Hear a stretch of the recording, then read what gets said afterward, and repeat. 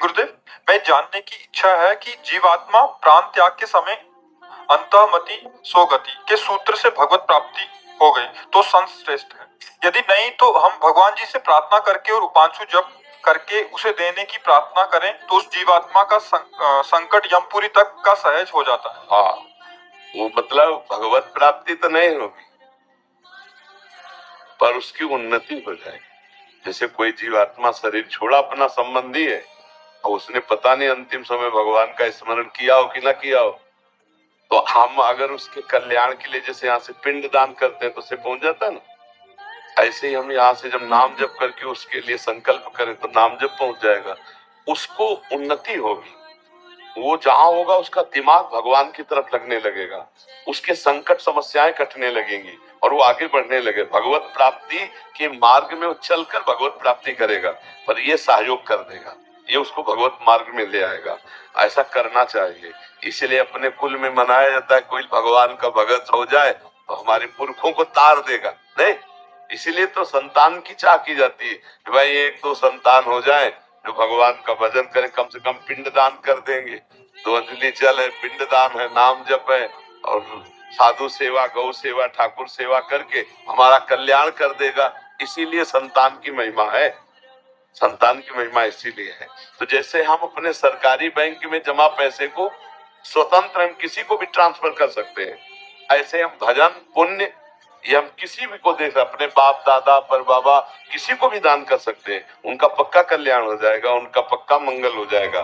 मंगल मतलब कल्याण के मार्ग में वो लग जाएंगे, जहां भी होंगे वही उन्नति उनकी प्रारंभ हो जाएगी, क्योंकि बहुत बड़ा पावर गया ना, भजन का पावर गया। तो नाम जप करके देना चाहिए, अपने बुजुर्गों को देना चाहिए, अपने पूज्य जनों को देना चाहिए, इससे बड़ा मंगल होता है।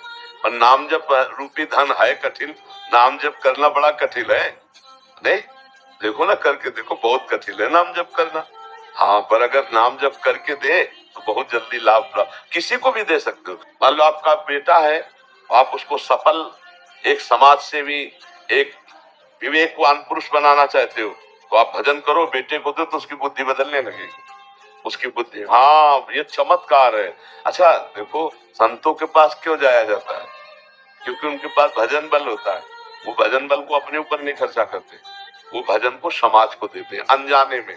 ऐसे थोड़ी था ये ले कोई रसगुल्ला थोड़ी, आप आयो तो दर्शन मात्र से दरस परस अगनास पास निज संग करो दिन। उनका दिन भर का भजन जो रात दिन होता है वो समाज के काम में आता है। तभी तो बोले हमें गए बड़ी शांति मिली, हमें बड़ा लाभ महसूस हुआ, हमारा हृदय बड़ा प्रसन्न। किससे प्रसन्न हुआ? उनका भजन ट्रांसफर होगा। इसीलिए तो संतों को परहित के लिए माना जाता है। जैसे गंगा जी प्रवाहित हो रहे केवल परहित के लिए, जैसे वृक्ष है तो परहित के लिए, जैसे भूमि है तो परहित के लिए, ऐसे संत जो है मूर्तिमान परहित का स्वरूप है।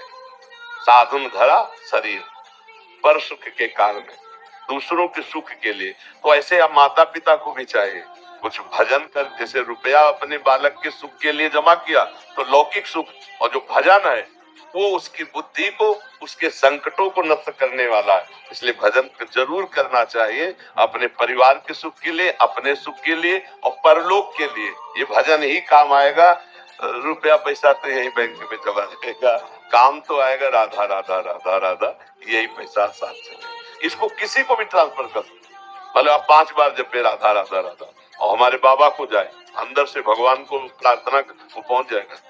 ये सरकारी है, भगवान को पहले दो, भगवान से प्रार्थना करो, वो वहां पहुंच जाएगा। ऐसा होता है। जी महाराज, जैसे किसी प्रियजन भी है जिसकी डेथ हुई है और जैसे जिसको हम नहीं जानते, दोस्त यार के माता पिता जैसे जो भी हो, जैसे सुनते वैसे एक प्रेरणा होती है कि इसको बांध से चुप करके और इसको दे दिया जाए।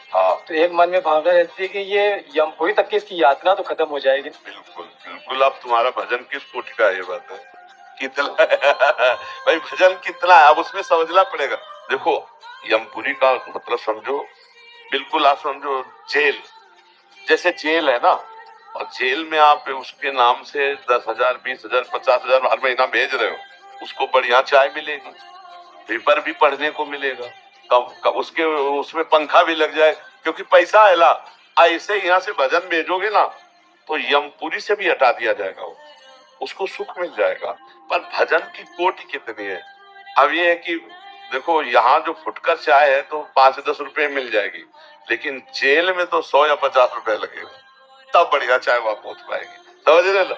ऐसे ही भगवान का नाम कितना जप ले जिससे उस नारकी गति को प्राप्त हुई जीव को नरक न जाना पड़े, तो अपने बल से। और ये पक्की बात समझ लो, भजन में इतनी ताकत है, सतरति सतरति सा लोकान तारयति, वो किसी को भी तार सकता है। तो ये आप करोगे तो फिर आपको वो पलट के मिलेगा, नहीं आपके पास क्या रह गया।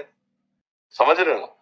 हाँ, नहीं इसका और पुण्य है, जैसे आपने भजन किया और किसी को दान कर दिया, तो भजन का फल उसको मिलेगा, लेकिन उसको दान करने का फल आपको लौट के और कई गुना बढ़ के मिलेगा। इसलिए वो भजन करने वाले का तो मंगल ही मंगल है, पक्का मंगल है। तो खूब करो, और ये धंधा है बढ़िया, बहुत बढ़िया धंधा है, पर लोग का जीव को कष्ट से बचा लो और स्वयं भगवान को प्राप्त करो। महाराज जी सिर्फ 2 जगह संकल्प बनता है इसका, बाकी भी आपकी कृपा से जितना नाम जप हो सकता है वो आप कराते हो। बस एक यहाँ बनता है, और जब भी कोई जैसे दिव्यता आई है, जैसे कुछ भी मन में आया तो लगता है ये मेरे माता पिता को मिल जाए। हाँ बिल्कुल ठीक है, बिल्कुल ठीक। हाँ बिल्कुल ऐसा होना चाहिए। मातृ देवो भव पितृ देवो भव, माता पिता चाहते भी है कि संतान इसीलिए हो कि हमारा कल्याण कर दे, हमारा मंगल कर दे। बढ़िया है।